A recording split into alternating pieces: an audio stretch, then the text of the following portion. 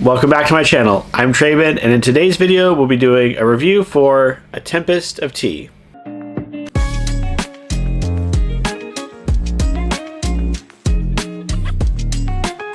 So A Tempest of Tea follows these 5 characters as they perform a heist to get to some documents that are very important. So we've got Arthi here in the middle. She's kind of the brains of the operation. She runs a tea house. It's a tea house during the day, and then a place for vampires to go at night to drink blood, because this is a fantasy setting. Here we've got Jean. Jean's like the bodyguard protector for Arthi, and they're very close friends. We've got Flick over here, who is our forger. We've got Laith, who is a city guard, but also secretly working against the mayor, or the leader of the town. And then we've got Mateo, who is a vampire, and they are all going to go on a heisty heist. When I first heard about this book, it was compared to Six of Crows, another book with a very similar vibe to it, where this ragtag group of people get together, in that case, to do what's essentially a jailbreak, but the core concept is very similar. I've since found out that this is also a book, much like Six of Crows, that's an offshoot of another duology. So if you enjoy the world building here, there's another series that you can jump into. The comparisons to Six of Crows are very apt. If you liked Six of Crows, you are most likely going to enjoy this book. The 3-act structure of planning a heist, executing a heist, and then having the fallout of the heist. This is a book that I feel like it has 3 parts, and the 3 parts are very clearly established, very, very clear sections in that 3-act structure. I generally found the characters very likable. They were very fun and distinct enough in their motivations and their beliefs, their upbringing, to create a dynamic where when they are working together, there's a lot of question about where do various characters' loyalties lie.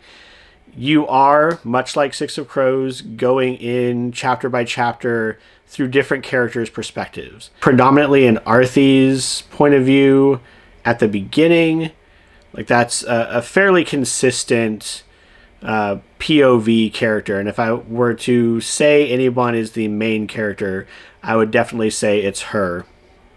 We go into her past. She has a very important weapon that was very cool, had some very neat magical elements to it. She rides this line between the projection of competence, being very accomplished even at a very young age, that I know rubs some people the wrong way with YA titles, where you have these 16, 17, 8-year-olds with their own businesses or like running an entire gang. This character rides a line between that and times where she is very vulnerable, where things go very poorly for her, very badly, and she does not have a backup plan. So it's not quite the perfect mastermind character that you're used to seeing in this type of title, and I do feel like that is to the title's benefit. It makes the character more believable when they have these moments of vulnerability, or these moments where the plan breaks down or they fail. Jin and Flick also get chapters dedicated to them, so we see things from their point of view. That's the trio that makes up the entirety of the book. Seeing things from different characters' perspectives is very important here. Their own desires, the things that they want, and how they kind of contrast with each other. A constant undercurrent of tension in this book, because everyone is trying to get this ledger. It's a very important ledger. It reveals some dark secret about the way that the mayor is up to, and everybody has their own reason for getting it, for Arthi and for Jin, it's about getting their business back. For Flick, it's about getting back in the good graces of her mother. For Laith and Mateo, because we don't get their perspectives, we know that they are holding information back, and we know that they are possibly plotting against this group. Because they are not point of view characters, we don't get to see their particular machinations. And I feel like that was actually a pretty shrewd move to have this band of five, this group of five, but only give us 3 perspective characters. That way, some of the surprises that come at the end of the book are due to not being able to see things from those characters' perspectives and not knowing their true motivations until the point where they reveal them. I feel like the plot is pretty great. I wish it had spent a little bit more time in the planning phases of the heist, and I do wish that there were more complications in the actual execution of the heist. The key to a good heist story really is the complications as the heist is happening and the ways that the characters have to suddenly react to it. If you look at something like Ocean's 11, what makes those movies so fun is that at some point there's a breakdown in the plan and it seems like the characters have been caught out and that they're in a lot of trouble, and then there's another turn. They've already anticipated this move and have a contingency in place in case something went wrong. There are moments of tension as the plan goes off, but so many things are kind of waved away. For example, there's one point where a character is definitely somewhere where she shouldn't be and is messing with something, then gets out of the room and is like, "Oh, I'm sorry, I thought this was the ladies' bathroom." And nobody questions her about it. They're just like, "Oh, okay, well, can carry on." And I felt like there were a couple of hand-wavy moments like that. We maybe could have had more points where this plan didn't quite work out the way we intended it to. Initially was surprised to see that the heist portion of the book wraps up about 2/3 of the way through. The whole last section is all the fallout for after the heist. And at first I was a little frustrated by that because, again, I wanted more of the planning and more of the execution to go awry. But the revelations we get in the last third of the book as to some characters' true motivations and some secrets that people are keeping were very effective and very fun. What holds this back from being a 5-star read for me is just a couple of things. The first is that we have within our band of 5 a couple of different couplings, and one of them works for me and the other 2 don't. There's a couple in here where it's well established that they've worked together in the past, that they've grown close, they both express feelings for each other, and the attraction there is mutual. That one I thought was really cute and really executed well, and as much as I rail against romantasy and like romantic elements having to be in every YA fantasy book I read, that one I was getting behind. That one I really liked, and I thought I wanted the 2 characters to end up together. I thought it was very cute. The other 3 are in a triangle, but it seems like a triangle that maybe only one of them is really projecting, and it didn't work. It was a detriment to some of their characterization because they were presented as these like colder, unfeeling characters, and then for a good bit of the book you have to read about how like their heart's skipping a beat and how they're like becoming flush when someone says something. It felt too rushed. It felt like this this had to be put in there because they wanted romance on every page, or at least like every character to have some sort of romantic interest.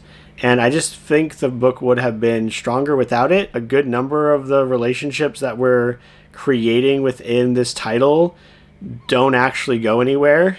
And so it's kind of frustrating to see a character who is presented as one way initially, that characterization weakened by their puppy dog eyes at these other characters. And then in addition to that, so not only do you have that like that contradicting characterization going on, but then it also doesn't go anywhere. That was one of the things that kind of frustrated me about it. Then the other thing is we did not resolve the major conflicts within this book. This is not a completed story.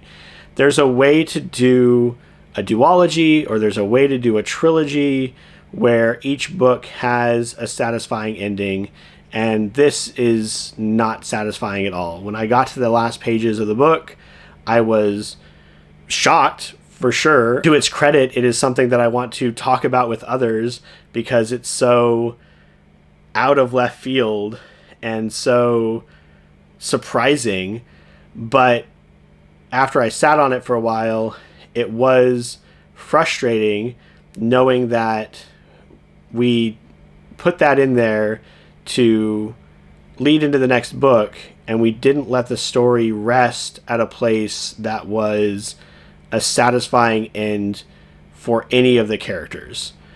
None of the characters reach a point of those five, the main cast. None of them reach a point in their story where they have accomplished a goal that they set out at the beginning of this book. And I feel like that's not a good thing. That's not a good trend, and not something I want to see continuing.